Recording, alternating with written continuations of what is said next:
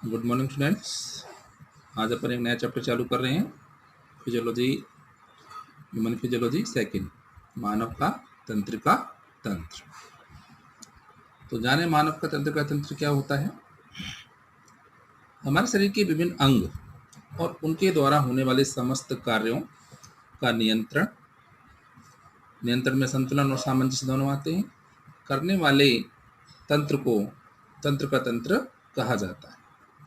यानी शरीर का वह तंत्र जो शरीर के विभिन्न अंगों और उनके द्वारा होने वाले कार्यों का नियंत्रण यानी समन्वय और संतुलन और सामंजस्य बनाए रखता है, वह तंत्र क्या कहलाता है? तंत्रिका तंत्र। अब तंत्रिका तंत्र की जो इकाई होती है वो क्या होती है? न्यूरॉन, जिसे हम तंत्रिका कोशिका के नाम से जानते हैं। एक तंत्रिका कोशिका के द्रुमांश दूसरी तंत्रिका कोशिका के तंत्रिकाक्ष। ये द्रुमांश में क्या होते हैं? जो तंत्रिका काय होती है उसके आगे धागे जैसी जो संरचना निकली होती है उसको क्या बोलते हैं? द्रुमांश। और दूसरी तंत्रिका कोशिका के तंत्रिकाक्ष। तंत्रिका से जो लंबी सी संरचना होती है वो क्या होती है? तंत्रिकाक्ष, और उसमें द्रुमिकाएं निकली होती हैं। तो उनसे विशिष्ट संधि द्वारा जुड़े रहते हैं। कहने का तात्पर्य ये हुआ कि एक तंत्रिका कोशिका दूसरी तंत्रिका कोशिका से डायरेक्टली कांटेक्ट में नहीं रहती है, वो थोड़ा सा गैप रहता है। तो जो गैप रहता है उसको अपन क्या बोलते हैं? सिनेप्स। ये 10th में पढ़ा हुआ है अपना। तो उसके द्वारा जो एक तंत्रिका कोशिका दूसरी तंत्रिका कोशिका के साथ संधि करती है। अब तंत्रिका तंत्र क्या कार्य करता है वो अपन अच्छी तरह से जानते हैं। जैसे पहला है अपने शरीर के विभिन्न अंगों और उनकी विभिन्न क्रियाओं को संचालित और नियंत्रित करना। जो भी शरीर के द्वारा अंग जो कार्य करते हैं उनका संचालन और नियंत्रित हमारा तंत्रिका तंत्र ही करता है। वातावरण में होने वाले परिवर्तन, जिसको अपन क्या बोलते हैं? उद्दीपन, इनको ग्रहण करता है और उसको मस्तिष्क तक पहुंचाने का कार्य तंत्रिका तंत्र करता है। सर्दी, गर्मी, तपन, चुभन, जलन, कहीं भी दर्द होना, ये सब क्या है? उद्दीपन है, जो बाहर के उद्दीपन से होते हैं, पिंच वगैरह चुभाने पर। ठीक है ना। समस्त अच्छी क्रियाओं पर नियंत्रण करना। शरीर में जितनी भी अच्छी क्रियाएं जिन पर हमारा तंत्रिका तंत्र में ब्रेन का कंट्रोल होता है। अनेकों अनैच्छिक क्रियाएं, कुछ ऐसी बहुत सारी क्रियाएं होती हैं जिन पर हमारा अच्छा नियंत्रण नहीं हो पाता, जैसे कि श्वसन है, हृदय है, आहार नाल में भोजन का स्थानांतरण नीचे की ओर खिसकता है, अब उसको खिसकते हुए भोजन को रोक सकते हैं आदि ऐसी अनैच्छिक क्रियाओं का नियमन भी ये करता है। प्राणियों में नियंत्रण और सामंजस्य हेतु दो प्रकार के तंत्र पाए जाते हैं। एक तो होता है अपना तंत्रिका तंत्र और दूसरा अंतःस्रावी तंत्र। तंत्रिका तंत्र की बात करें तो जो तंत्रिका तंत्र है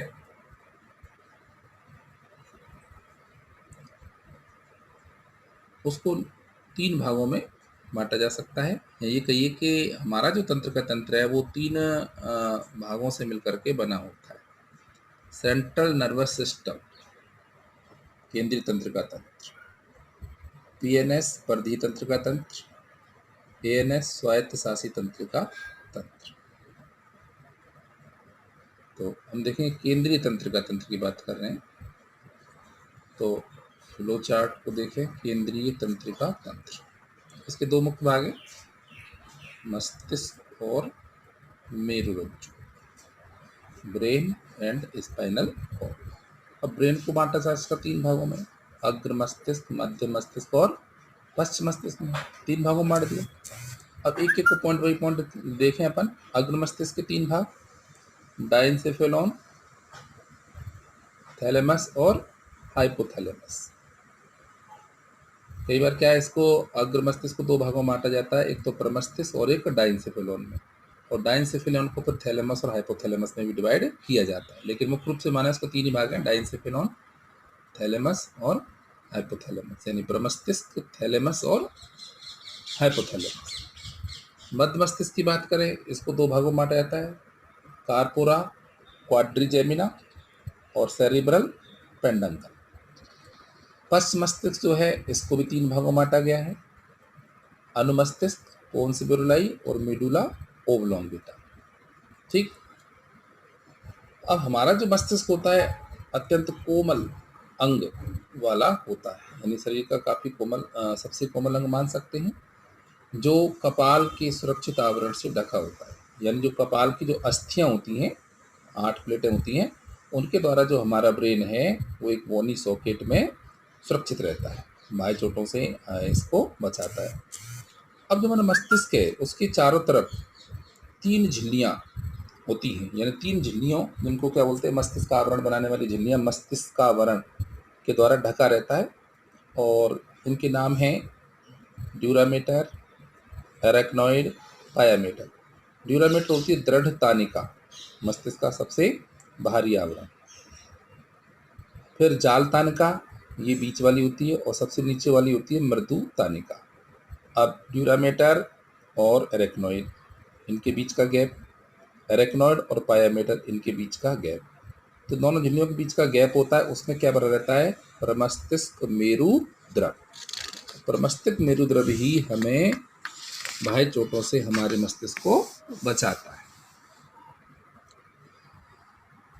अब आप बाह्य झिल्ली ड्यूरामेटर की बात करें, दृढ़ नाम से पता चला, तानिका, यह मस्तिष्क की सबसे बाह्य, बड़ी, मोटी, रेशेदार, संयोजी ऊतक एवं कोलेजन तंतुओं से बनी झिल्ली होती है। अप्रत्यास्थ और नॉन इलास्टिक होती है, यानी इसमें जो कहना है, जो संकुचन की जो प्रवृत्ति होती है, खिंचाव की, वो नहीं होती, अप्रत्यास्थ। मध्य वाली जो है जाल तानिका, एरेक्नॉइड, ये कोलेजन और इलास्टिक तंतुओं से बनी होती है। इलास्टिक है तो इलास्टिक की तरह लचीलापन तो इसमें रहेगा। और मध्य मस्तिष्क की झिल्ली ये होती है, यानी कि ड्यूरामेटर और पायामेटर के बीच में होती है। सबसे नीचे जो है अपन देख रहे हैं मृदु तानिका, पायामेटर, यह मस्तिष्क की आंतरिक, पारदर्शी, पतली, बहुत ज़्यादा मुलायम झिल्ली होती है। चूंकि इस झिल्ली में रुधिर कोशिकाओं का जाल फैला रहता है, ब्लड कैपिलरी जो होती है ना, रुधिर कोशिकाएं, वो फैले रहती हैं, जो मस्तिष्क और मेरुरज्जु को ऑक्सीजन तथा पोषण प्रदान करती है। रुधिर कोशिकाओं का कार्य यही होता है, अंगों को पोषण पहुंचाना, और साथ में रुधिर के माध्यम से O2 का भी परिवहन करती है।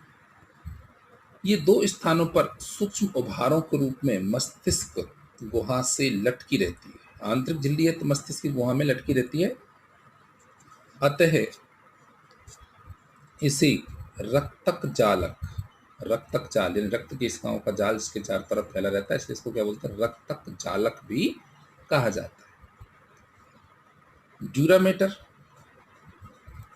और एरेक्नॉइड यानी बाह्य झिल्ली और मध्य झिल्ली के मध्य का जो अवकाश या जो गुहा होती है उसको क्या बोलते हैं, सब ड्यूरल। ड्यूरामेटर वाली होती है तो क्या बोलेंगे, सब ड्यूरल गुहा, केविटी।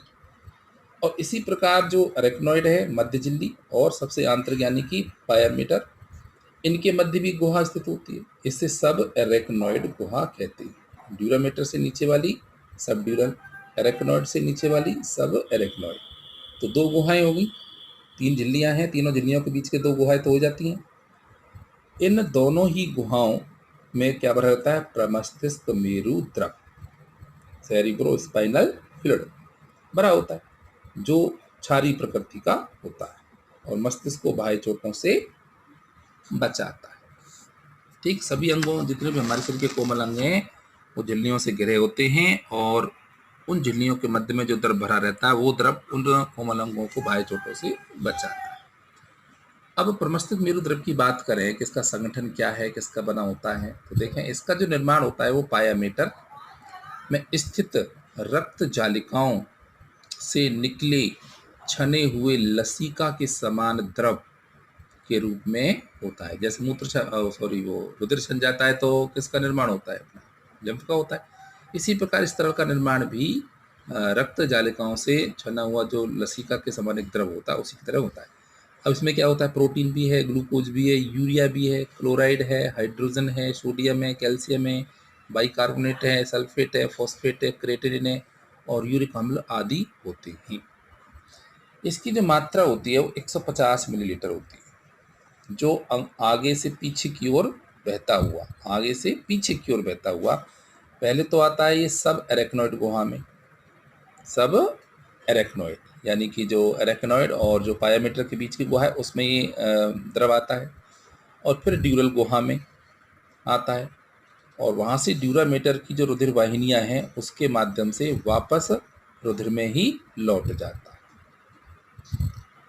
अपर मस्तक द्रव के कार्य क्या है, मस्तिष्क जानते हैं। मस्तिष्क और मेरुरज्जु को बाह्य चोटों से बचाना, सुरक्षा करना और उनको नमी प्रदान करना। मस्तिष्क एवं रुधिर के मध्य O2, CO2 और अन्य पदार्थों के विनिमय के लिए माध्यम प्रदान करना। मस्तिष्क के विभिन्न भागों को रुधिर के साथ साथ जो भी पोषक पदार्थ है, गैसें हैं, उनका एक्सचेंज कौन करेगा, पर मस्तिष्क मेरुद्रव ही करेगा। अब जो हानिकारक रोगाणु जो पहुंच जाते हैं किसी भी प्रकार से शरीर के अंदर, तो उन रोगाणुओं से मस्तिष्क की और मेरुरज्जु की सुरक्षा भी करता है। अगर इसकी मात्रा बढ़ जाती है तो मेनिंजाइटिस कहते हैं। मस्तिष्क की जो झिल्लियाँ होती हैं ना तीनों, उन्हीं का नाम क्या है, मेनिंजाइटिस। तो मस्तिष्क का वर्ण शोथ हो जाता है। तो मेनिंजाइटिस जो झिल्लियाँ है उन झिल्लियों में सूजन आ जाती है। तो उन झिल्लियों में सूजन आ जाने से जो रोग उत्पन्न होता है उसको क्या बोलते हैं, मेनिंजाइटिस। मस्तिष्क का वर्ण शोथ नामक रोग हो जाता है।